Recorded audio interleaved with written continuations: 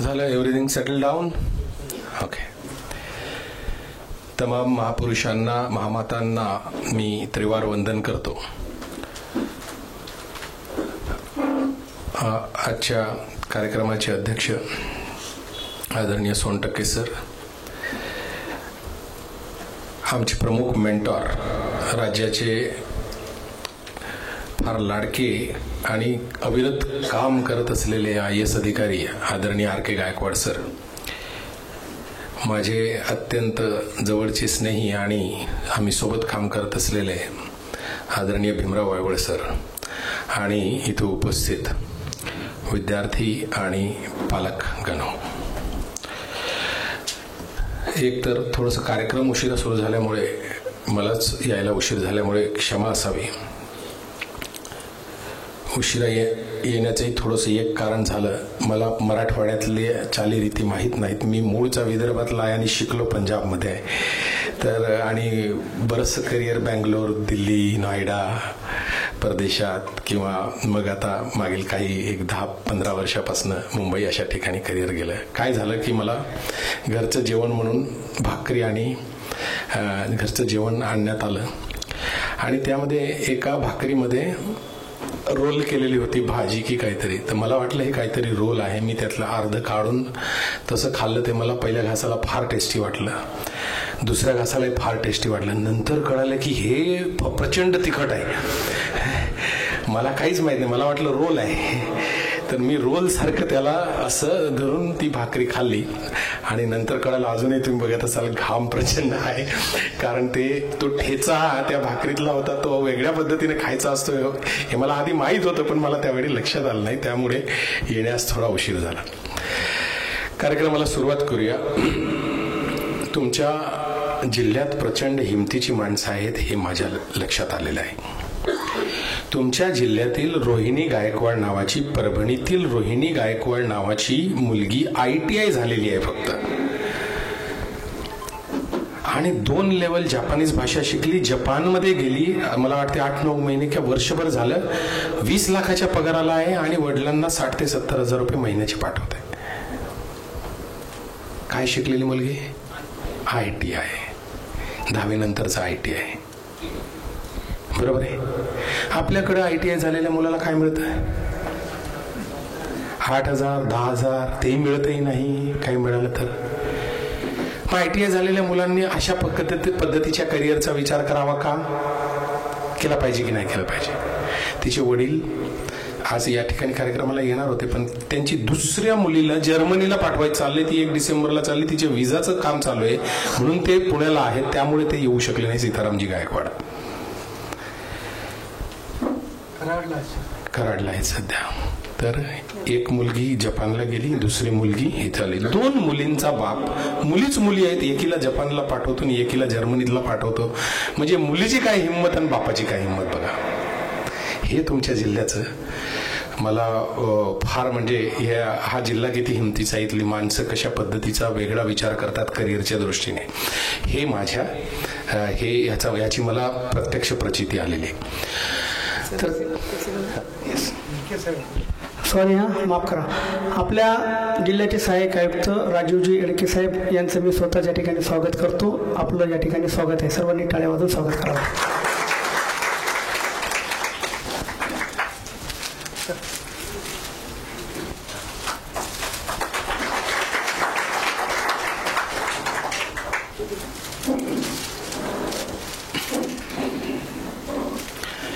हे झालं ITI झालेला मुलगा. तर ITI किंवा अशा पद्धतीचं शिक्षण झालेले, 10वी-12वी शिक्षण झालेले जी मुलं आहेत, यांच्याकरिता आपल्याला जे इथं दिसतं त्यापेक्षा वेगळं आणि अतिशय सुंदर अशा पद्धतीचं करिअर होऊ शकतं, हे मी आज या ठिकाणी आपल्याला सांगण्यास आलेलो आहे, आणि तुमच्याशी त्याबाबत ज्यांचे प्रश्न असतील त्याबाबत चर्चा देखील करणार आहे. फार चांगल्या पद्धतीचं करिअर झालं नाही. मुलगी ITI झाली, AEG कडे 2 लेवल जापानीज भाषा शिकली, एक लेवल 1 आणि दुसरी लेवल 2, म्हणजे त्याला N5 आणि N4 म्हणतात.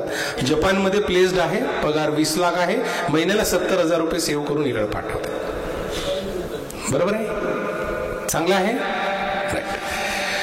त्याचप्रमाणे बीटेक झालेला आशिष झनके नावाचा मुलगा, त्याला आम्ही तयार केलं. तो तयार होऊन जीमॅट या परीक्षेमध्ये, जीमॅट ही परीक्षा परदेशातील सर्वोच्च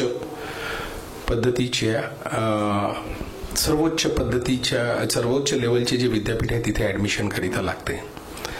तिथे ऍडमिशन मिळालं तर किमान पगार 2 कोटीपासून सुरू होतो. तर त्याला जी परीक्षा लागते त्या परीक्षेमध्ये या आशिष झनकेनी 100% गुण मिळवले. आता अमेरिकेला जाणार. हे वेगळ्या पद्धतीचं करिअर आहे. आपण बघतो त्याच्यापेक्षा वेगळ्या पद्धतीचं आहे की नाही आहे, हा लक्षात. असं पण शक्य आहे, हा लक्षात. राईट. एक मुलगी माझ्याकडे, तिच्या वडिलांची इन्कम नाही, काही नाही, गरीब घरातली होती, पण अभ्यास करण्याची वृत्ती होती, MSc झालेली. ह्यांच्याकडे येते, म्हणते सर इथं मला काहीच करिअर दिसत नाही, मी काय करावं काय नाही करावं. ओके.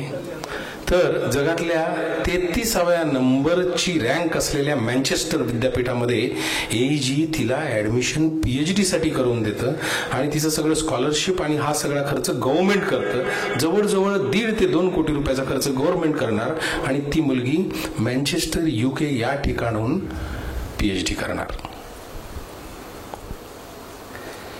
शिकत असलेली पोरं, तुम्ही जे BSc शिकत असणार, कोणी BCom शिकत असणार, कोणी BTech शिकत असणार.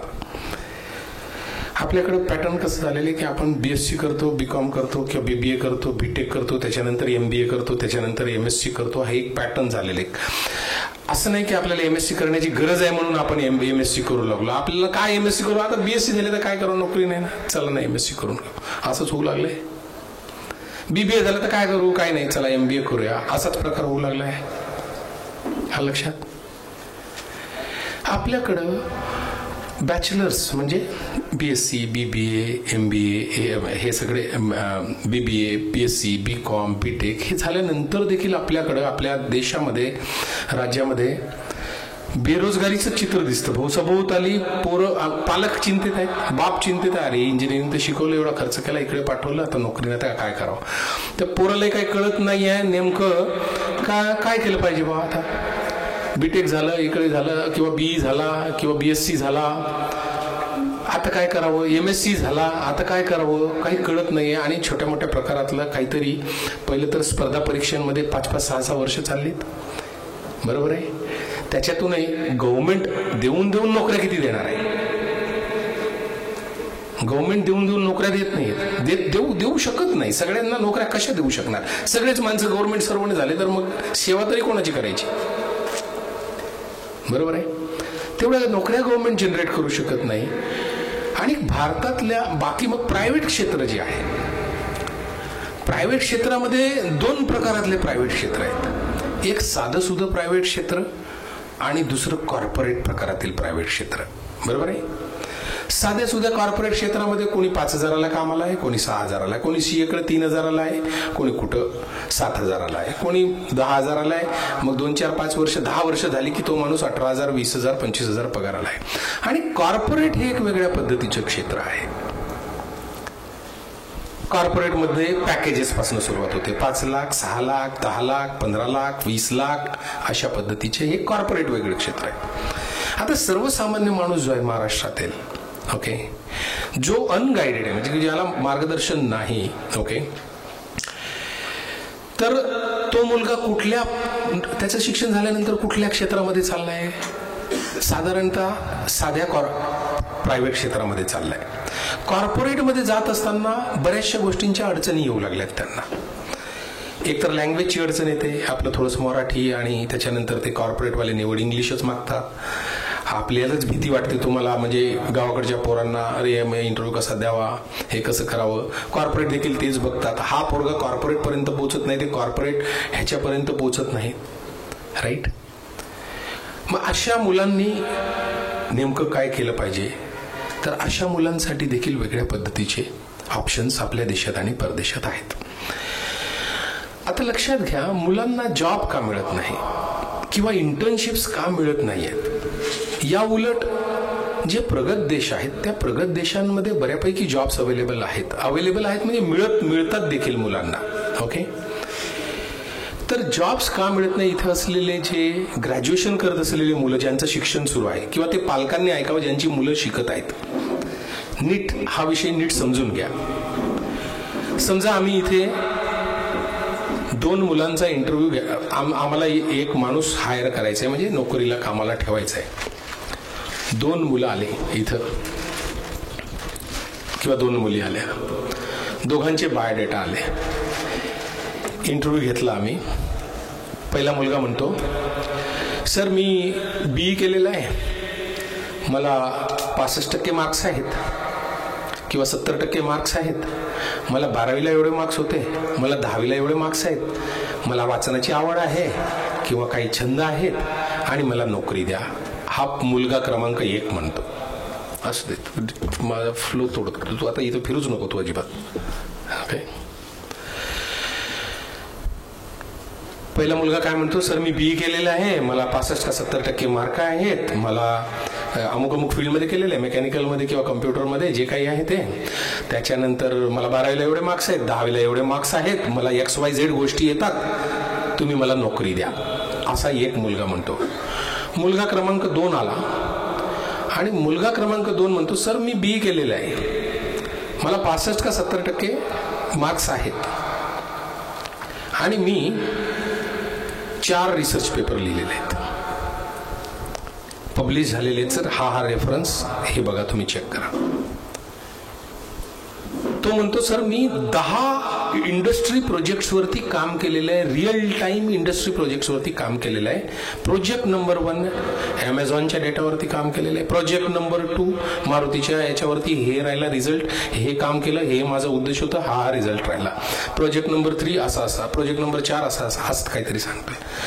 आणि तो आपल्याला म्हणतोय, सर मी 3 कंपन्यांमध्ये इंटर्नशिप केलेली आहे, मला 10वीला एवढे मार्क्स होते, मला 12वीला एवढे मार्क्स होते, मला XYZ गोष्टी येतात, मला नोकरी द्या. आम्ही कोणाला नोकरी दिली पाहिजे तुम्ही सांगा, पहिल्यावाल्याला का दुसऱ्यावाल्याला? मग आता दुसऱ्यावाल्याला दिली पाहिजे, कारण त्याने काहीतरी केलेलं आहे, त्याला काहीतरी येतं, त्याने काहीतरी प्रॅक्टिकल करून पाहिलेलं आहे, जे इंडस्ट्रीशी रिलिव्हंट आहे असं काहीतरी त्यांनी करून पाहिलेलं आहे, काहीतरी रिसर्च करण्याची त्याच्यामध्ये वृत्ती आहे किंवा त्याला येतं देखील रिसर्च कसं करावं ते. तुमच्यापैकी शिकत असलेले पोरं जे ग्रॅज्युएशन करत आहेत, BE करत आहेत किंवा कुणी करत आहेत, तुम्ही सांगा बरं, तुम्ही अशातलं काय केलेलं आहे? काहीच नाही केलेलं आहे. का तुम्हाला कोणी नोकरी द्यावी? मग नोकरी कोणाला मिळते? तर नोकरी अशा लोकांना मिळते. आलं लक्षात तुमच्या? आता हा मुलं करत नाहीत, हा मुलांचा फॉल्ट आहे का, हा प्रश्न बघूया आपण. ठीक आहे, मुलांकडे असा मुलांचा प्रोफाईल नाही, पण हा मुलांचा प्रॉब्लेम आहे का? मुलांचा मोजून 10% प्रॉब्लेम असेल. 10%च पोरं अत्यंत मस्तीखोर असतील, मला काहीच करायचं नाही, निवड कॉलेजमध्ये येऊन बाईकवर फिरायचं आहे, सायकलवर फिरायचं आणि परत जायचं, अशी 10% पोरं असतील, 20% असतील. पण 80% मुलं जबाबदारीची जाणीव असते. बाप रोज मागे असतो, आईवडिलांकडे बघतात, गरीब घरचे असतात, काहीतरी करायचंही असतं, पण शिकून पेपर पास होऊन नोकरी मिळत नाहीये, कारण त्यांचा प्रोफाईल तसा होत नाही. या गोष्टीला काय म्हणतात? प्रोफाईल म्हणतात. प्रोफाईलच बिल्ड नाही, प्रोफाईलच तयार नाही तसा, ज्या प्रोफाईलवरती नोकरी मिळेल. हा लक्षात? तर हा प्रोफाईल का तयार होत नाही? कारण आपल्या शिक्षणाचं पॅटर्नच ते नाही. लक्षात आलं तुमच्या? आपल्या इथल्या शिक्षणाचं ते पॅटर्नच नाही. तुमच्या टीचर तुमच्याकडून करून घेतो का? असं नाही. कोणी असं सांगतं का तुम्हाला रिसर्च पेपर लिहा? नाही. रिसर्च पेपर लिहिल्याशिवाय तुम्ही पास होऊ शकत नाही, असा तुमचा पॅटर्न आहे का? नाही. इथे MSc झालेले पोराने एक रिसर्च केलेला नसतो. America, Germany, Australia, Singapore, UK या सगळ्या ठिकाणी जेव्हा मुलगा ग्रॅज्युएशन करतो, म्हणजे तो BE करत असेल, BSc करत असेल, BBA करत असेल, काहीही करत असेल, तरी त्या मुलाच्या पॅटर्नमध्ये असं असतं, पहिलं वर्ष रिसर्च कसं करायचं आहे हे शिकवलं जातं आणि इतर सब्जेक्ट्स असतात. रिसर्चचं फाउंडेशन, त्याची मेथॉडॉलॉजी. दुसऱ्या वर्षी इतरांचं बघायचं आणि त्याच्यावरती आपण अभ्यास करायचा आणि आपले रिव्ह्यूज लिहायचे. तिसऱ्या वर्षी स्वतःचं नाव त्या रिसर्चमध्ये फर्स्ट व्यक्ती म्हणून नाही आलं तर सेकंड म्हणून आलं पाहिजे, थर्ड म्हणून आलं पाहिजे, फोर्थ म्हणून आलं पाहिजे, अशा पद्धतीने ते करतात. चौथ्या वर्षामध्ये स्वतःचे पेपर्स लिहिलेले असतात. पहिल्या वर्षामध्ये प्रोजेक्ट्स कुठले करायचे हे त्यांचे प्रोफेसर्स त्यांना आधी प्रोफेसर्स समजून घेतात. पहिल्या वर्षात 1 किंवा 2 इंडस्ट्री प्रोजेक्ट्स करतात. दुसऱ्या वर्षात 2-3 इंडस्ट्री प्रोजेक्ट्स करतात. आता ज्या मुलांनी पहिल्या वर्षात किंवा दुसऱ्या वर्षामध्ये काही रेलिव्हंट प्रोजेक्ट्स करून पाहिलेले असतील, तो जेव्हा एखाद्या कंपनीकडे जातो की मला इंटर्नशिप द्या. इंटर्नशिप म्हणजे काय? तुमच्या कंपनीमध्ये काम कसं होतं ते मला शिकायचं आहे, मला थोडं काम करू द्या, तुमच्या कुठल्या तरी प्रोजेक्ट्समध्ये मी कामाला मी काम करू शकेल, म्हणून आपण इंटर्नशिप मागायला जातो. तर ज्या मुलांनी काही केलं असेल त्याला कुठलीही कंपनी इंटर्नशिप देईल. ज्या मुलांनी काही केलंच नसेल त्याला कुठली कंपनी इंटर्नशिप देईल? लक्षात घ्या. ज्या मुलांनी म्हटलं मी फर्स्ट इयर केलेलं आहे, मला इंटर्नशिप द्या. तुमच्यापैकी बऱ्याचशा मुलांना इंटर्नशिप पाहिजे असते, बरोबर आहे. कॉलेजेस म्हणतात इंटर्नशिप करा, पण इंटर्नशिप तुम्हाला देणार कोण? तुम्ही केलेलं काय? केलेलंच काही नाही ना, पॅटर्नही तसा नाही आहे. तर प्रदेशामध्ये अशा पद्धतीनं मुलं 8-10 वेगवेगळे प्रोजेक्ट्स केलेले असतात. 3-4 पद्धतीचे रिसर्च पेपर्स त्यांनी लिहिलेले असतात. 3-4 हे मल्टीडिसिप्लिनरी स्किल सेट असतो. म्हणजे बायोटेक्नॉलॉजी शिकणारा, बायोलॉजी MSc मायक्रोबायोलॉजी करणारी मुलगी IT चे 2-3 विषय शिकते. लक्षात. एखाद्याला वाटलं की मला इकॉनॉमिक्स शिकायचंय, तो आहे कम्प्युटर सायन्सचा मुलगा, तो इकॉनॉमिक्स शिकू शकतो. मल्टीडिसिप्लिनरी स्किल सेट तयार केला जातो. आपल्याकडेच काय होतं का? आहे ते पहिल्या सेमेस्टरला एवढे विषय आहेत, बाबा पाठांतर करा, सरांनी हे शिकवलेले, हे प्रश्न आहे, हे उत्तर आहे, हे पाठ करा, संपला विषय, चला पुढे. पास झाले, पप्पांना दाखवलं मी पास झाले, पप्पा एवढे एवढे मार्क आले. उपयोग काय? तुम्ही या गोष्टीवरून एक साध्या गोष्टीचा विचार करा. मी तुम्हाला एक चित्र आहे आपल्याकडचं, ओके, 11वी-12वीतलं. मेडिकलकडे जायचंय तर मॅथ सोडा, बरोबर आहे. 10वी नंतर तुम्हाला सांगतो, अनेक हुशार पोरांचं भवितव्य हे सांगणाऱ्या महारथ लोकांनी बर्बाद केलेलं आहे. 95% 10वीला असलेली पोरगी नीटची परीक्षा पास करू शकत नाही. अशी अनेक उदाहरणं तुमच्याकडे असतील. 85% माझ्या मुलीला मिळाले, सर नीट देते पण नीटमध्ये जमलंच नाही. माझ्याकडे दर दुसऱ्या तिसऱ्या दिवसाला अशी केस येते. इथं उपस्थित असलेल्या सगळ्यांना सांगतो, तुमच्या सभोवताली यानंतर असा मिसगायडन्स होऊन जाऊ देऊ नका. मी दर 2-3 दिवसांनी एखाद्या बापाची पीडा बघतो, एखाद्या मुलाची पीडा बघतो की सर माझी नीट का पास होत नाही. 10वीमध्ये मला 90 आहेत, मला 95 आहेत, मला 85 आहेत, मला नीट पास होत नाही. अनेक मुलं, मोठमोठे ऑफिसर, माझे जवळचे मित्र, ते असिस्टंट कमिशनर ऑफ पोलीस वॉकिंगला येतात माझ्यासोबत, आणि मुलासाठी नीटचं हे केलं. मूर्खपणा काय? मी तुम्हाला हमखास लिहून देतो आणि तुम्ही सगळ्यांनी सांगायचं इतरांना, नात्यातला गोत्यातला. ज्या मुलींनी 11वी-12वी मध्ये मॅथ्स घेतलं नाही, तो 99.9% नीट पास होणार नाही. हा नियम आहे. इथं मूर्खपणा चालवलेला आहे राज्यभरामध्ये. म्हणजे जुन्या काळापासून तो चालत आलेला आहे, पण जुन्या काळात परिस्थिती वेगळी होती, तीच रीड ओढली जात आहे.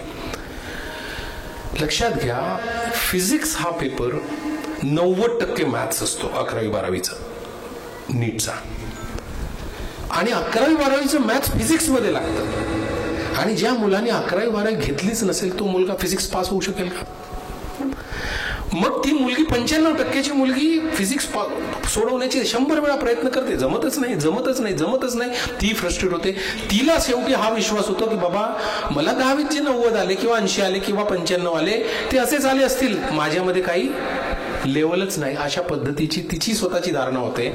बापालाही वाटतं काहीतरी पोरीचं हेच झालंय, मम्मीलाही तसंच वाटायला लागतं, आणि या मुलांचे आयुष्य बर्बाद झालेले आहेत. मूर्ख माणसांनी मूर्ख पद्धतीने मार्गदर्शन करून हे बर्बाद केले.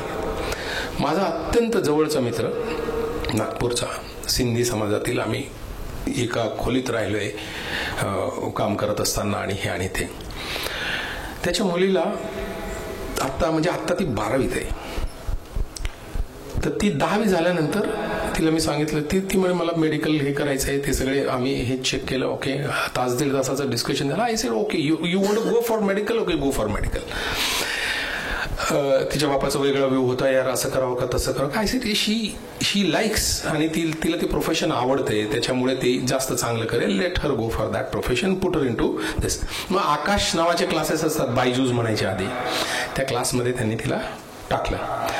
आता नॅचरली डिस्कशन हे झालं होतं की ओके, तू PCMB घ्यायचं, ओके, म्हणजे फिजिक्स केमिस्ट्री मॅथ्स घ्यायचं, ओके, आणि मेडिकलकडे लक्ष द्यायचं. तर मला काहीच माहीत नाही.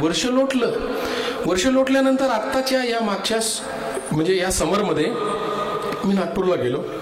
पहाटेला आम्ही जनरली एकत्र राहतो. पहाटेला ते लेकरू आलं आणि ते काहीतरी सोफ्यावर अभ्यास करत बसलेलो होतो. मी पडून होतो. मी म्हटलं, बेटा कसं चाललंय तुझं? How is your maths going on? माझा प्रश्न काय होता, शी इज प्रिपेअरिंग फॉर नीट. माझा प्रश्न होता, तुझं मॅथ्स कसं चाललंय? ते म्हणे, चाचू मैंने मैथ्स लिया ही नहीं. मैंने बोला, तुझे मैथ्स नहीं लिया? मैं तो तुझे बोल के लिया था वहां, लेकिन वो क्लास वालों ने बोला या तो ये लेना पड़ेगा या तो ये लेना पड़ेगा, इधर या तो PCB लो या तो PCM लो. अशा पद्धतीचं तिने सांगितलं. मैं बोला, फिर तो तुझे फिजिक्स आता ही नहीं होगा. तो ते मध्ये आपने कैसे पहचाना? मैं बहुत दुखी हूँ फिजिक्स में, मुझे आता ही नहीं है. मैं हे सारा गणित समझ सांगितलं. मतलब बेटा तेरा 90% मैथ्स नीट का 90% क्वेश्चन विदाउट मैथ्स फिजिक्स के तू सॉल्व ही नहीं कर सकती. तिच्या मायला बोलवलं, तिला म्हटलं तुला सांगितलं होतं. ती आमची चांगली मैत्रीण आहे. तिच्या बापाला बोलवलं, म्हटलं तुला सांगितलं होतं. ती दुसऱ्या दिवशी गेले, तिथं भांडले, तिथं मोर्चा झाला, भांडले आणि त्या मास्तरांना पुन्हा त्याला मॅथ्स सुरू करायला सांगितलं. आता लेकरांना थोडं जमते. म्हणून तुमच्या भोवताली जर अशा पद्धतीचं मिसगायडन्स चालू असेल, कृपया चांगल्या ब्राईट मुलांचं भवितव्य यामुळे खराब होतं ते सांगायचं. आता हे मी याकरता सांगितलं, एकतर ही एक सांगण्याची बाब होती म्हणून सांगितलं की माहिती असणं गरजेचं आहे प्रत्येकाला. ओके. दुसरं, मॅथ्स शिवाय भाषा सोडल्या, लँग्वेजेस आणि सायकोलॉजी असे विषय सोडले तर मॅथ्स शिवाय कुठलंही रिसर्च करता येत नाही. मॅथ्स शिवाय कुठलंही रिसर्चच होऊ शकत नाही. लक्षात घ्या तुम्ही. रिसर्च काय आहे? कुठला तरी डेटा, रॅन्डम डेटा, म्हणजे ह्यूज डेटा, त्याचं ॲनालिसिस आणि हे सगळं विदाऊट मॅथ्स होऊ शकत नाही. आपल्याकडं नाही ना, पोरीला मॅथ्स जमत नाही म्हणून ती MBBS होत. तुझी पोरगी मॅथ्स जमत नाही, ती MBBS होऊ शकत नाही दादा, पहिली गोष्ट. ओके. त्याच्यामुळे मॅथ्स सोडून देतात. 11वी-12वीत मॅथ्स सोडायचं नाही. लडकत राहायचं, कडकत राहायचं, पण 11वी-12वीत मॅथ्स सोडायचं नाही. परदेशातले जे बोर्ड असतात, केम्ब्रिजचा एक बोर्ड असतो, त्याला ASA लेवल्स म्हणतात. स्वित्झर्लंडचा बोर्ड असतो, त्याला इंटरनॅशनल बॅकलॉरेट म्हणतात. हे सगळे देश जगभर या बोर्डात हे चालले जातात. त्या बोर्डाचा नियम असा आहे, तू कॉमर्सला जात असशील तरी मॅथ्स आवश्यक आहे. तू बायोलॉजीकडे जात असशील तरी तुला मॅथ्स आवश्यक आहे. तू कुठल्याही दिशेने जात असशील तरी तुला मॅथ्स आवश्यक आहे. तो मिनिमम मॅथ्स तिथे शिकावंच लागतं. तुम्ही एक बाब लक्षात घ्या, आपण कुठलीही गोष्ट शोधून काढण्यामध्ये फार मागे आहोत. कुठल्याही गोष्टीचा शोध लावण्यामध्ये भारत मागे आहे. तर कशामुळे? तर असं नाही का आपल्यामध्ये टॅलेंट नाही. प्रचंड टॅलेंटेड लोक आहोत आपण, लोक हुशार आहेत. पण आपल्याकडं ही व्यवस्थाच अशा पद्धतीची झालेली आहे का काही ज्यांनी सायंटिस्ट व्हायचं होतं ते कुठंतरी मोठ्या याच्यामध्ये अडकून पडलेले असतील. हे मी हमखासपणे सांगू शकतो. कुठली गोष्ट आपण शोधून काढतोय का हे तरी बघा. जग कुठल्या गतीने नवीन नवीन गोष्टी शोधून काढते आणि भारत आपण शोधून काय काढतो? काहीच नाही. तुम्ही शोधा, आम्ही त्याचा वापर करू. आम्ही 140 कोटी लोक आहोत, आम्ही त्याचा वापर करू. लाईट तुम्ही शोधा, आम्ही वापर करू. पंखे तुम्ही शोधा, आम्ही वापर करू. कम्प्युटर तुम्ही शोधा, आम्ही वापर करू. आयफोन तुम्ही शोधा, आम्ही वापर करू. अरे शोध म्हणून आपण काही बरं, कुठलं औषध तरी आपण शोधतोय का शोधत नाही औषध? माहिती आहे आपल्याकडे कुठली ड्रग डिस्कवरी होत नाही. We cannot find out no drugs. का? ड्रग्स किंवा औषधं शोधण्याचं काम कोणाचं आहे? बायोलॉजीतले ग्रॅज्युएट्स, केमिस्ट्रीचे ग्रॅज्युएट्स, फार्मसीचे ग्रॅज्युएट्स, राईट, मेडिकल साईडचे ग्रॅज्युएट्स, यांचं ड्रग डिस्कवरी आहे ते याचं त्याचं काम असतं. बरोबर आहे. पण फार्मसीला चालला कोण मुलगा? ज्याला 12वीला मॅथ्स सोडलं होतं, ज्याला जमत नाही मॅथ्स म्हणून त्याने मॅथ्स सोडलं होतं, मग तो फार्मसीला चालला. ज्याने मॅथ्सच सोडलेले तो आयुष्यभरात डेटा सगळा मॅथ्स वापरूनच जे रिसर्च करायचे ते रिसर्च तो करू शकतो का? नाही करू शकत. म्हणून आपण काही शोधू शकत नाही. तर हा आपला सिस्टमचा फॉल्ट आहे, लक्षात घ्या. आलं का लक्षात? राईट. तर हे इतरांना सांगण्यासाठी मी तुम्हाला सांगितलेलं आहे. ओके, आलं लक्षात? आता आपल्याकडे जर सिस्टम नसेल अशा पद्धतीचं, ओके, मी तुम्हाला सांगितलं की ज्यांची मुलं शिकत आहेत किंवा तुमच्यापैकी जी मुलं आता कॉलेजमध्ये आहेत, तुम्ही शिकत आहात, कॉलेजमध्ये आहात, बरोबर आहे, राईट? तर तुम्ही एक बाब लक्षात घ्या, जर तुम्हाला नोकरी पाहिजे असेल, चांगल्या पद्धतीची नोकरी पाहिजे असेल, कॉर्पोरेटमध्ये नोकरी पाहिजे असेल, तर त्याला तुमच्या लँग्वेजचं बंधन नाही. लक्षात घ्या, हिंदीत इंटरव्ह्यू देऊ शकतो आपण, हम खासपणे ताकतीनं आपण बोलू शकतो, सर मैं गांव से पढ़ी हूं, मुझे नहीं आती अंग्रेजी, मैं बोलूंगी तो गलत हो जाएगा, थोड़ी बहुत आती है, मैं हिंदी में आंसर दूंगी, बट आपको जो चाहिए वो मैं बहुत अच्छे से कर सकती हूँ. ये देखो मैंने प्रोजेक्ट नंबर 1 में ये किया है, ये देखो मैंने प्रोजेक्ट नंबर 2 में ये किया है, ये देखो मैंने प्रोजेक्ट नंबर 3 में ये किया है, सर ये मेरा रिसर्च पेपर देखो, ये यहाँ पे अपलोडेड है, सर ये मैंने देखो इंटर्नशिप में इस कंपनी के लिए काम किया है. एवढ्या ताकदीनं जर आपण सांगू शकलो,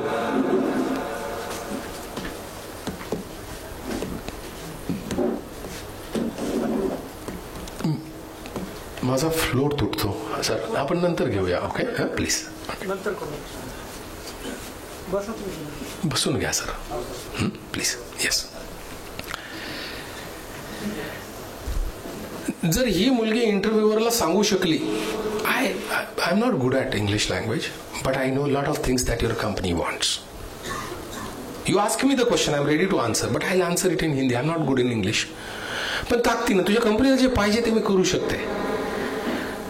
तर त्याच्यामुळे कसे मुलांनी काय केलं पाहिजे, स्वतःचा प्रोफाईल फर्स्ट इयरमध्ये असताना डेव्हलप करायचा, सेकंड इयरमध्ये असताना डेव्हलप करायचा, थर्ड इयरमध्ये असताना डेव्हलप करायचा, फायनल इयरमध्ये असताना डेव्हलप करायचा. हमखास तुम्हाला कॉर्पोरेट नोकऱ्या देत.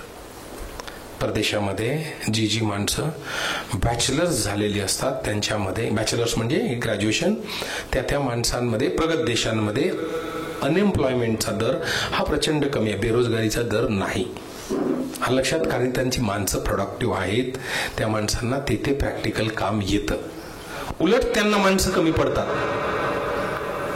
म्हणून भारतातून आणि वेगवेगळ्या देशातनं लोक परदेशात शिकायला जातात आणि तिथलं शिक्षण घेतात. ओके, हा लक्षात.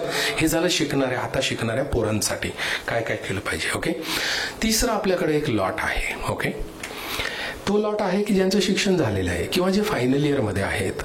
ओके, त्यांच्यासाठी परदेशात काय संधी आहेत किंवा परदेशात ते गेलं पाहिजे का, परदेशातल्या संधी काय आहेत, हा एक आपला आजच्या चर्चेचा विषय. ओके, प्लीज फोटो घेऊ नका, थोड्या वेळाने घेऊया. ओके, माझा फ्लो तुटतोय. ओके, तुम्ही तुमचं चालू ठेवू शकता. ओके, फोटोज मध्येच उठून कोणीतरी फोटो घेऊ नका. कसे हे कनेक्टेड मॅटर्स आहेत, लोक सगळे एनग्रॉस्ड आहेत, शांतपणे ऐकतायत. माझा फ्लो तुटला की त्यांचा फ्लो तुटतो. Okay, please. येस. ओके, आता ह्या वर्षीचं सिस्टम डिस्टर्ब झालंय त्या ट्रम्पमुळे आणि वेगवेगळ्या विदेशातील घटनांमुळे. पण सन 2023 मध्ये भारतातनं परदेशात 9,62,000 पोरं शिकायला गेली. किती पोरं शिकायला गेली? 9,62,000 परदेशात शिकायला गेली मुलं. 2000 त्याच्या नंतरच्या वर्षी साधारण 12.25 लाख पोरं शिकायला गेली भारतातनं परदेशामध्ये. का शिकायला गेली असावेत? थोडासा विचार करा. मग तुमच्या आमच्यातली देखील आहेत, पण कमी आहेत. पहिला प्रश्न तर का शिकायला गेलेली असावीत? इथं शिक्षण नाही का? इथं कॉलेजेस नाहीत का? आपलं राज्य तर शिक्षणात सगळ्यात प्रगत राज्य आहे. असं कुठलीच ब्रांच नाही ज्याचं कॉलेज आपल्या राज्यात नाही. राईट. पण असं असताना देखील देशातनं 9,62,000 पोरं शिकायला जातात. याचं कारण जर आपण शोधलं तर ते एम्प्लॉयमेंट मार्केट्समध्ये आहे, लेबर मार्केट्समध्ये आहे. आपण आपल्या देशाची प्रगती होत आहे, आपण प्रगत होत आहोत, आपण डेव्हलप होत आहोत, पण अजून अद्याप आपण डेव्हलप झालेलो नाहीत. त्यामुळे आपल्याकडे इंजिनिअरिंग झालेला मुलगा हा 15,000ला काम करू लागलाय. जर्मनीत इंजिनिअरिंग झालेला मुलगा हा 50 लाखाला काम करू लागलाय वार्षिक. US मध्ये इंजिनिअरिंग झालेल्या मुलाला महिन्याकाठी किमान पक्षी 6 लाख रुपये पगार मिळतोय. ऑस्ट्रेलियामध्ये इंजिनिअरिंग झालेल्या मुलाला महिन्याकाठी 5 लाख रुपये पगार मिळतोय. आलं लक्षात तुमच्या? मास्टर्स केल्यानंतर म्हणजे बॅचलर्स म्हणजे 12वी नंतरचे 3 वर्ष 4 वर्ष, मास्टर्स म्हणजे त्याच्यानंतरचे पुढचे 2 वर्ष. ओके. मास्टर्स केलेल्या मुलांना अमेरिकेमध्ये आत्ताची ही ट्रम्प आणि हा वाद सोडून द्या, पण इन जनरल तुम्ही चांगल्या युनिव्हर्सिटीजमधून जर मास्टर्स केलात तर त्या मुलांना साधारण 80 लाख वार्षिक, 90 लाख वार्षिक. जर चांगल्या विद्यापीठांमध्ये गेली मुलं तर 1 कोटीच्या पुढे पगार आहे. बरोबर आहे. जर्मनीमध्ये बऱ्यापैकी आहेत, ऑस्ट्रेलियामध्ये बऱ्यापैकी आहेत, सिंगापूरमध्ये बऱ्यापैकी आहेत, UK थोडंसं एम्प्लॉयमेंट, पण एम्प्लॉयमेंटमध्ये UK मध्ये 3-1 लाख रुपये पगार मिळतो. आयर्लंडमध्ये 4-1 लाख रुपये, 3-4 लाख रुपये महिन्याकाठी पगार मिळतो. म्हणून ही पोरं तिथे चाललेली आहेत. असं नाही का आपल्याकडे शिक्षण नाही, आपल्याकडे कॉलेजेस नाहीत. 9,62,000 मुलं चालली. बरं चालली तर कोण चाललीत? तुमच्या सभोवतालची किती गेलीत? आपल्या सभोवतालची फार जाताना दिसत नाही, जेव्हा की महाराष्ट्र हे सगळ्यात प्रगत राष्ट्र असायला पाहिजे. आता बोलू नये, पण लोक म्हणतात की तर सगळ्यात जास्त लोक चाललीत गुजरात, साऊथची, दक्षिण भारतातली लोक, उत्तर भारतात पंजाब मधले लोक. आता तर इतकं त्यांचं प्रमाण झालंय की काही देशांनी लिटरली गुजरात आणि पंजाब मधले अप्लिकेशनच घेणं, ते म्हणजे इथला मुलगा नको आमच्याकडे, अप्लिकेशनच नको म्हणतात. ते इतक्या संख्येने जातात, इतक्या संख्येने ते गेलेले आहेत. कारण ही गेली कशासाठी आहेत तर त्यांनी तिथल्या संधी तिथं आहेत, एम्प्लॉयमेंटच्या संधी आहेत. 3-4-5 वर्ष नोकऱ्या जरी केल्यात, जागतिक स्तरावरचं एक्सपोजर मिळतं, जागतिक स्तरावर काम करण्याची संधी मिळते, जग बघायला मिळतं, आपला विचार करण्याचा दृष्टिकोन हा वेगळा होतो. आणि त्यामुळे ही मुलं गेलीत, ही लोक गेलीत आणि त्या ठिकाणी त्यांचं मोठं करिअर केलं, किंवा तिकडून शिकून भारतात जरी परत आलीत तर त्यांच्या विचार करण्याची पद्धती ही वेगळी आहे. वेगळ्या पद्धतीने शिक्षण घेऊ लागली ती लोक. मग जी आपली फायनल इयर मध्ये असलेली जी मुलं आहेत आणि जी फायनल इयर झालेली आहेत किंवा पोस्ट ग्रॅज्युएट झालेली मुलं आहेत, ही मुलं आपण परदेशात गेलं पाहिजे. आपण या संधी आपण देखील घेतल्या पाहिजे. आलं का लक्षात? गुजरात हे राज्य, त्यातली एवढी मंडळी घेत असतील ह्या संधी, खालचे आपल्या दक्षिण भारतातली बहुतांशी मंडळी घेत असतील, तर आपण तर शिक्षणात एवढे पुढे आहोत, तर आपण घेतल्याच पाहिजे त्या संधी. आणि याकरिता आपण का घेत नाही याचा आम्ही अनेक वेळेला विचार करतो की आपण का घेत नाहीत या संधी. तर आपण या ज्या संधी घेत नाहीत त्याची वेगवेगळी कारणं आहेत. त्याच्यातलं एक प्रमुख कारण आहे,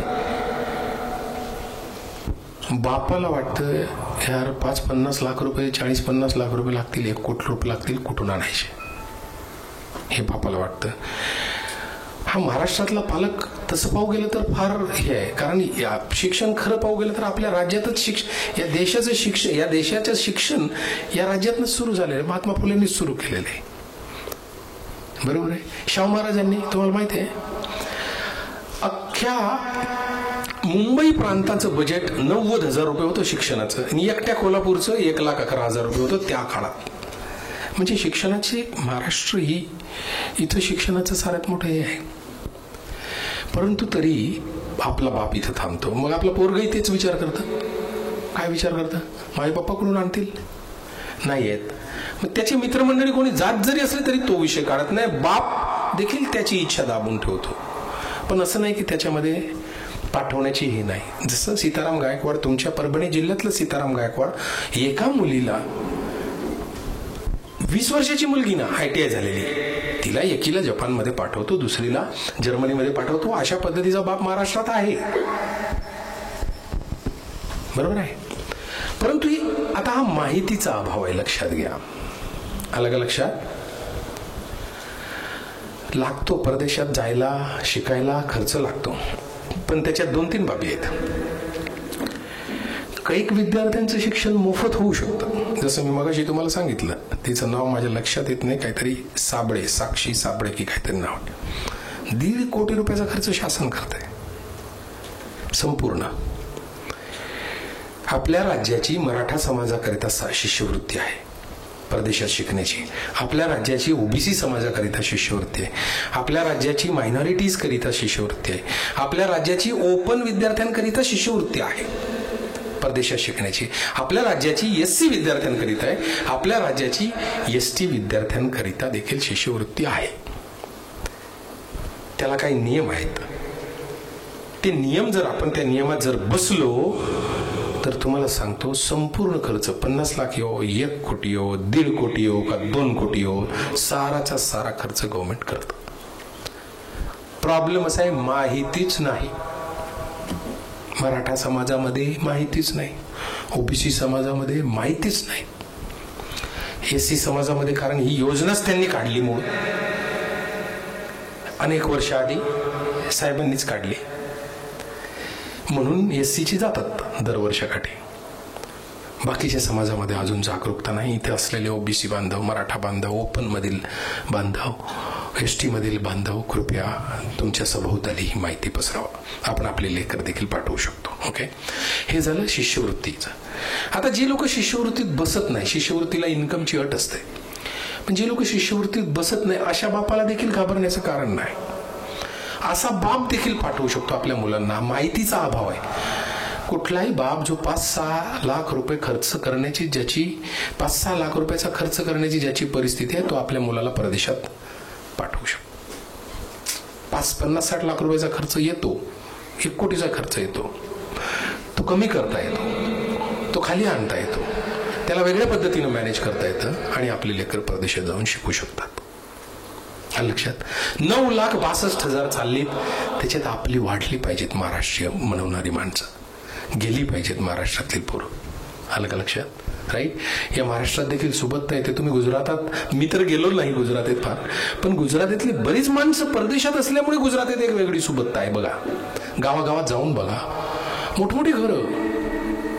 आणि महाराष्ट्रामध्ये देखील ज्या ज्या लोकांना माहिती आहे किंवा अवेअर जे लॉट आहेत, त्यांची पिढीची पिढी बाहेर आहे. आता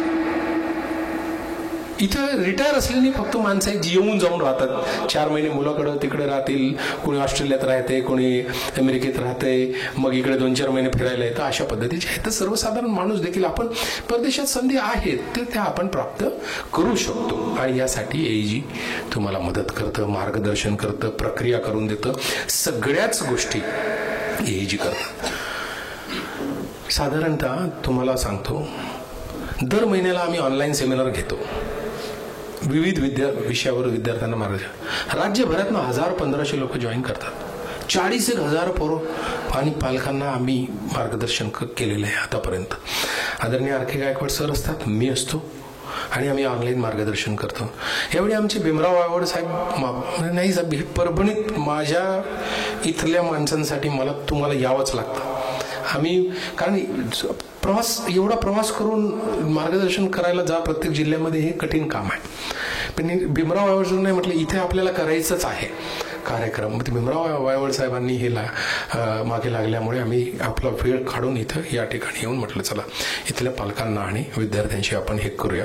आणि या सगळ्या गोष्टी इथं किमान या माध्यमातून परभणीत याचं अवेअरनेस पोचेल. आणि या अवेअरनेसच्या माध्यमातून अनेक पालकांचे, विद्यार्थ्यांचे जे निर्णय चुकतात किंवा योग्य दिशेने होत नाहीत, ते योग्य दिशेने व्हायला मदत होईल. तर परदेशात जाण्याचा देखील अशा पद्धतीनं विचार करायचा. मी तुम्हाला आशिषचं उदाहरण सांगितलं. GMAT परीक्षेमध्ये 100 आउट ऑफ 100 काढले, 100%. फार कठीण परीक्षा असते. 100% काढले, पण त्या मेहनतीचं फळ काय येणार माहिती आहे? या कष्टाचं फळ येईल, त्याचं किमान पॅकेज या 2 कोटीच्या पुढे सुरू होईल, किमान. आणि हे जे जगातल्या मोठमोठ्या कंपन्या चालवणारी जी माणसं बनतात, त्यापैकी तो एक माणूस बनेल. ओके, अशा पद्धतीच्या संधी आपल्याला प्राप्त करता येऊ शकतात. ओके, लक्षात. दुसरं, मी मगाशी रोहिणीचं उदाहरण सांगितलं, तर जपान या देशामध्ये प्रचंड संधी आहेत. आत्ताच आपले पंतप्रधान जपानला जाऊन आले 3 दिवसाआधी. 4 दिवसाआधीच्या भाषणात म्हणतात, भारतामध्ये बरेच लोक जॅपनीज शिकवतात म्हणतात. काय माहित त्यांच्यापर्यंत आपलंच पोहोचलं का काय. आम्ही जवळजवळ 10,100 रजिस्ट्रेशन्स आहेत आमच्याकडे जॅपनीज आम्हाला शिकायचंय म्हणून. कॅपॅसिटी नाही. त्याच्यामुळे हळूहळू जेवढ्यांना जमते तेवढ्यांना आम्ही शिकवू लागलो. तर आर.के. गायकवाड सर जपानचा जेव्हा दौरा करून आले तेव्हा त्यांनी हे हेरलं. आणि स्पेशली मराठी मीडियमची जी मुलं आहेत, लक्षात घ्या, आपल्याला एक वेगळ्या पद्धतीचा हे असतो, कॉम्प्लेक्स आहे. मला मराठी येतं, इंग्लिश जमत नाही, त्याच्यामुळे मी इतर याच्यात जाऊ शकत नाही, कॉर्पोरेटमध्ये जाऊ शकत नाही. ओके, इंग्लिश बोलता येत नाही, काही हरकत नाही. जपानमध्ये नोकरीसाठी इंग्लिशची गरजच नाही, जॅपनीज लागते. जपानी भाषा शिकायची.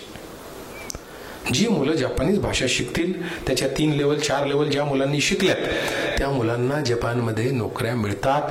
आणि जपानमध्ये किमान वेतन कायदा लागू असल्यामुळे 1.5 लाख 2 लाखाच्या पुढे महिन्याकाठी पगार सुरू होतात.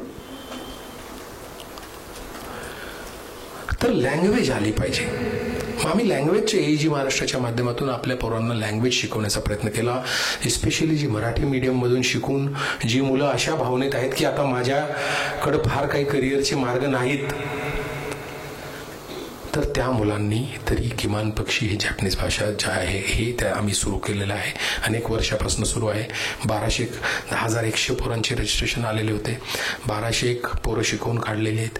300-325 जवळजवळ 1 लेवल पास झालेले आहेत. 155च्या जवळजवळ लेवल 2 पास झालेले आहेत. काही लेवल 3 पास झाले आहेत. काही जपानमध्ये गेलेली आहेत. आता काही जाण्याच्या मार्गावर आहेत. मागील 4-5 वर्षापासून हे अत्यंत कठीण काम आहे जपानीज भाषा शिकणं सोपं आहे मराठी मीडियमच्या विद्यार्थ्यांना, कारण आपलं व्याकरण आणि त्यांचं व्याकरण सारखं आहे. आलं का लक्षात. स्पर्धा परीक्षेसाठी 5-5, 6-6 वर्ष तयारी करतात की नाही करतात पोरं, बरोबर आहे. 1 ते 1.5 वर्ष जर आपण दिला तर आपल्याला त्या लेवलची जॅपनीज येऊ शकतं, ज्याच्या माध्यमातून आपल्याला जपानमध्ये संधी निर्माण होऊ शकतात. जसं उदाहरण मी रोहिणीचं सांगितलं. हा लक्षात. 1 ते 1.5 वर्ष कष्ट करायचे आणि त्या कष्टातून आपल्याला वेगळ्या प्रकारातल्या संधी निर्माण होऊ शकतात. जर्मनीमध्ये देखील अशा पद्धतीच्या ऑपॉर्च्युनिटीज आहेत. 12वी झालेल्या मुलांना जर्मनीमध्ये. पण जर्मनीची बाब थोडीशी, दोन्ही बाब थोड्या खर्चिक असतात. खर्चिक म्हणण्यापेक्षा, कारण त्याच्यामध्ये बरीचशी प्रक्रिया असते. ओके, पण जर्मनीमध्ये आपण जाऊ शकतो नोकऱ्यांसाठी. आपल्यापैकी बऱ्याच लोकांना माहिती असेल, आपल्या राज्यांनी जर्मनीच्या एका राज्यासोबत करार केलेला आहे की आम्ही तुम्हाला 10,000 माणसं पाठवू म्हणून. मागच्या काळामध्ये बऱ्याचशा पेपरमध्ये हेच सुरू होतं, बरोबर आहे लक्षात. तर या सगळ्या देशांमध्ये रिक्वायरमेंट आहे, आपण तिथं गेलं पाहिजे आणि तिथल्या संधी आपण कॅप्चर करू शकतो. आणि AEG आम्ही तुम्हाला या सगळ्या प्रक्रियेमध्ये मार्गदर्शन, हँड होल्डिंग, संपूर्ण प्रक्रिया करून देण्याबाबत आम्ही तुम्हाला मदत करतो. हा लक्षात. तर आता मी कोणाकोणाच्या बाबतीत बोललो, 10वी 12वी हा लॉट, बरोबर आहे. त्याच्यानंतर जे शिकत असं आहेत, ज्यांचं शिक्षण चालू आहे ते, त्याच्यानंतर जे फायनल इयरमध्ये आहेत आणि जे पासआउट झाले ते.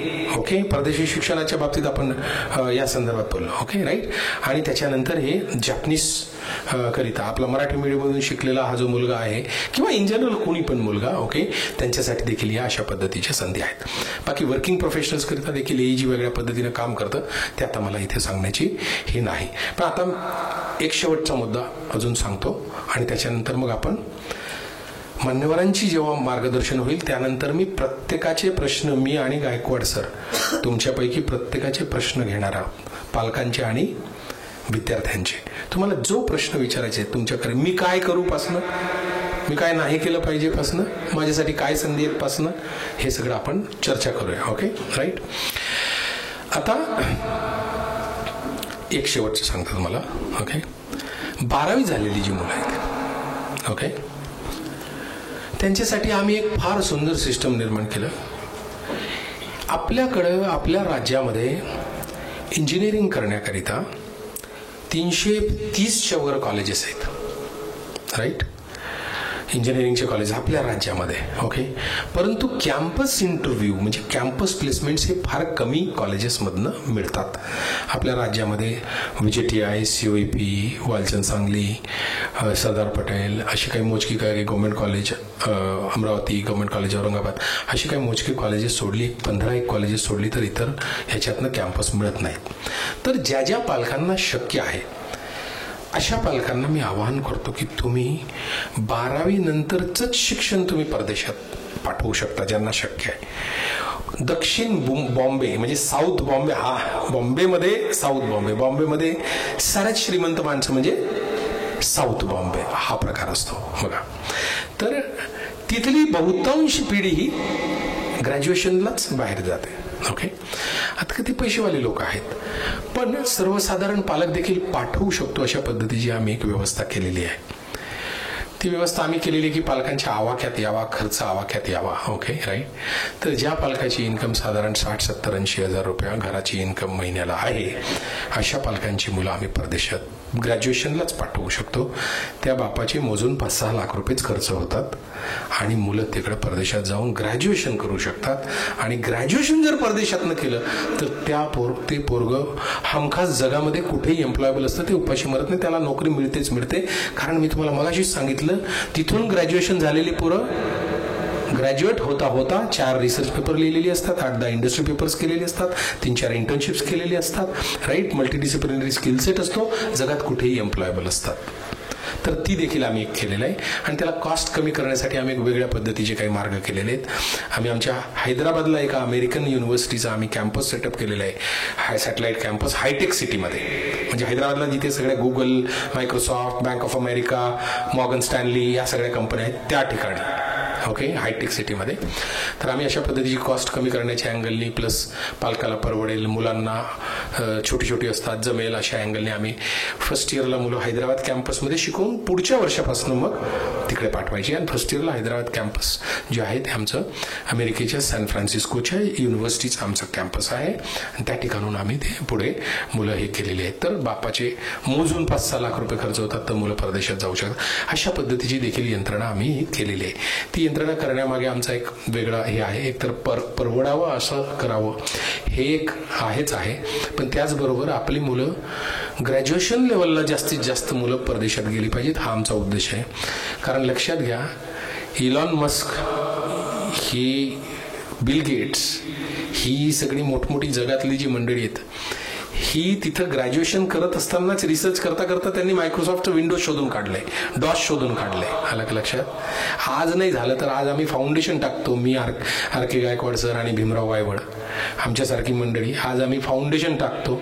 मे बी 25 वर्षात एखादा होईल, मे बी पुढच्या 50 वर्षात होईल, पण कोणतरी तो रस्त्याचा तर पहिला दगड तर ठेवायला पाहिजे. म्हणून आम्ही ही यंत्रणा महाराष्ट्रातील पालकांपर्यंत नेण्याचा प्रयत्न करतोय आणि ही यंत्रणा करण्याचा प्रयत्न करतोय. ही एक झालं. ओके, तर एकंदरीत आता साऱ्या गोष्टीचा सार मी सांगतो एकाच वाक्यामध्ये. तुमचं लेकरू किंवा तुम्ही म्हणजे मुलं किंवा पालकांचं लेकरू ते काय आहे म्हणजे तरुण पिढीतला असला पाहिजे, 35च्या आतमधला. 35च्या वरच्या लोकांचं फार काही आम्हाला करता येत नाही, 30च्या आतमधला असलं तर फारच चांगलं. माझ्याकडे लेकरू आणा, त्याचं चांगल्यात चांगलं काय होऊ शकते मी हमखास सांगतो, माझ्याहून चांगलं कोणीच करून देणार नाही. हा लक्षात. ओके, एवढे बोलून मी माझं हाताचं हे संपवतो. पुढील मान्यवरांचं मार्गदर्शन झाल्यानंतर मार्गदर्शन संपलं की क्वेश्चन अँड आन्सर्स होणार. क्वेश्चन आन्सरमध्ये प्रत्येक विद्यार्थी मला प्रश्न विचारू शकतो, प्रत्येक बाप आई मला प्रश्न विचारू शकते. ओके, मी आर के सर आम्ही तुमच्या प्रत्येक प्रश्नाचं आम्ही तुम्हाला हे देऊ, समाधान करू, उत्तर करू, पुढे काय करायचे त्यात आम्ही सगळ्या याच्यामध्ये मदत करू. तर साधारणतः ऑनलाईन कार्यक्रम आजचा माहीत नाही किती दिवस चालला, किती वेळ चालणार आहे. ऑनलाईन कार्यक्रम जेव्हा AEGचा असतो तर मी सर भीमराव वायवड जर त्यांना वेळ मिळाला तर आम्ही मंडळी रविवारी दुपारी 1 वाजता कार्यक्रम असतो, 1:45 मी माझ्या सीटमध्ये बसतो. लिटरली 7:30-8 पर्यंत पालक आणि विद्यार्थी मला उठू देत नाही, 6-7 तास कंटिन्युअस बसून करतो. आज आपण बघूया, मॅक्सिमम तुमच्या लोकांची आम्ही न थकता उत्तरं देण्याचा प्रयत्न करू आणि तुम्हाला मुलांच्या करिअर, तुमच्या मुलांचं करिअर हे अत्युत्कृष्ट काय होऊ शकेल, त्याच्या लेवलनुसारच काय उत्कृष्ट आहे हे जे होऊ शकेल ते आम्ही तुम्हाला करून देण्याचा प्रयत्न करून. माझं नाव भूषण रामटेके आहे आणि मी AEG महाराष्ट्र या ऑर्गनायझेशनचा CEO म्हणून मी हे काम बघतो आणि मला पॅशनच माझं हे आहे. माझ्या पुढे कुठलंही लेकरू, मला सगळ्यात जास्त दुःखात असलो की मी एखाद्या लेकराला घेऊन बसतो आणि त्याला सांगतो तू काय केलं पाहिजे, मला त्यातनंच आनंद मिळतो. Thank you very much.